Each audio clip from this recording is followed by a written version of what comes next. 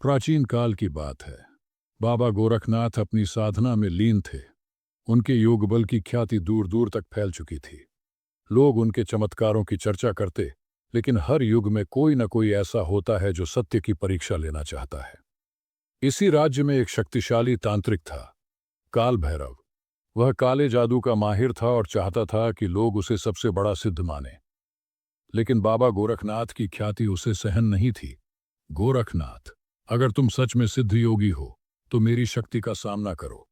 अगर तुम हार गए तो यह क्षेत्र छोड़कर चले जाओ। योगी को किसी से प्रतिस्पर्धा नहीं करनी होती, लेकिन अगर अहंकार सत्य को देखने से रोक रहा है तो मैं तुम्हारी परीक्षा स्वीकार करता हूं। तांत्रिक ने अपनी सिद्ध से चारों ओर घना अंधकार फैला दिया। उसकी मंत्र शक्ति से भयंकर मायावी राक्षस उत्पन्न हुए, जो आग के गोले उगलने लगे।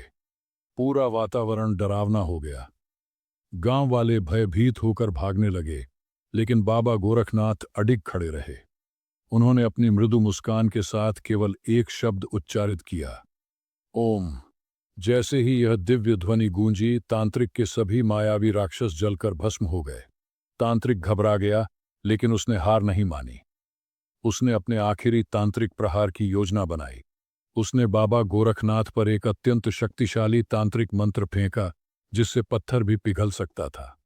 लेकिन बाबा गोरखनाथ ने अपनी साधना शक्ति से मात्र एक हाथ उठाया और तांत्रिक की सारी शक्तियां उसी क्षण समाप्त हो गईं।